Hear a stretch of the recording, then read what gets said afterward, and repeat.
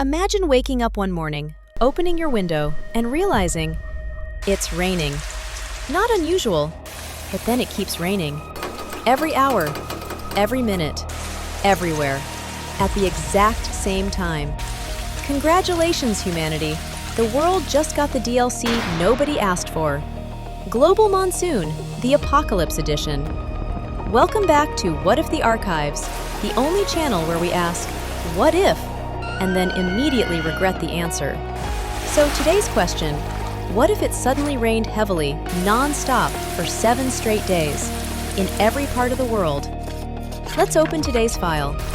Day 1, confusion. On day 1, the world is chill. People post rainy aesthetic videos on TikTok. News channels run segments like, "Scientists baffled, but enjoy the cool weather." Instagram captions everywhere read, "Rainy vibes." But meteorologists start freaking out immediately. Because heavy rain happening simultaneously across the entire planet? That's like every goalie in the World Cup scoring an own goal at the same time. It just doesn't happen unless something is very wrong. Day 2, infrastructure says goodbye. By day 2, cities like New York, Mumbai, Lagos, and Tokyo are underwater. Storm drains are full, rivers are rising. People are already Googling, "Can fish live in my living room?" But the real problem? Electricity. Transformers and substations start shorting. Entire national grids collapse. Welcome to the global dark mode. Meanwhile, countries that rely on hydroelectric power, like Norway or Brazil, look at their dams and go, "Yeah, we're gonna need a bigger wall." Day 3, supply chain implosion. Day 3 is when the world economy taps out. Ports flood, airports shut, roads disappear underwater. Your Amazon deliveries? Gone. Your groceries? Also gone. Your ability to pretend you're fine while eating overpriced brunch? Deleted. Countries begin hoarding food and fuel. Global shipping grinds to a halt, and every nation suddenly realizes just how fragile the world economy truly is. Even the superpowers start sweating. China's factories slow down. The US agricultural belt drowns. India's cities choke.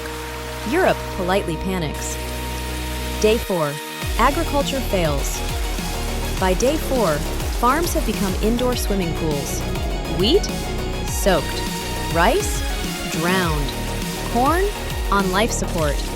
Livestock are evacuated or lost. Food shortages begin, and prices spike harder than Bitcoin during a hype cycle. This is where geopolitics gets spicy. Food exporting nations like the US, Russia, and Brazil stop exports instantly.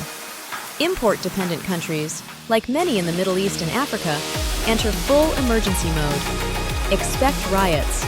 Expect rationing. Expect governments making announcements like, "Please remain calm," which is politician language for, "We have absolutely no idea what we're doing." Day 5, global flood wars begin. By day 5, the world map has changed. Bangladesh? Flooded. The Netherlands? Borrowed by the ocean. Florida? Already gone, but that's not new. Millions are displaced. Borders tighten. Countries begin fighting over dry land and high ground. There are clashes between communities. Emergency shelters overflow. Every country realizes their disaster relief budget is less than the budget Marvel uses for CGI. International organizations like the UN try to coordinate relief, but good luck doing that when every single member nation is experiencing their own disaster. Day 6, governments break. Day 6 is where political systems begin to crack. Authoritarian governments tighten control. Democracies argue for 17 hours straight and accomplish nothing. So business as usual. Currencies crash. Banks shut down. Insurance companies pretend they don't exist. The global economy?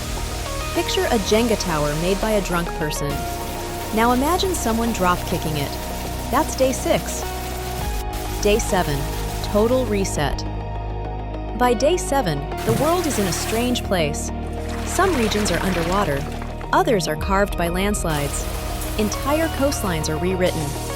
Population displacement looks like a real-life MMORPG. Food supply is critical.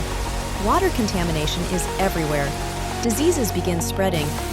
Geopolitically, alliances shift fast.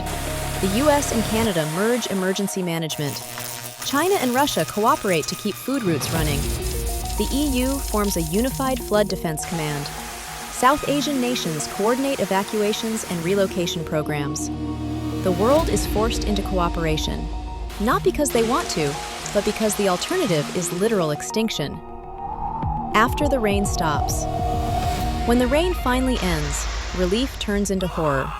The damage is permanent. Trillions lost, cities drowned, nations reshaped, millions displaced. But here's the twist. Humanity adapts quickly. New agriculture methods emerge. Floating cities become a serious plan. Global cooperation increases because everyone realizes we have no choice.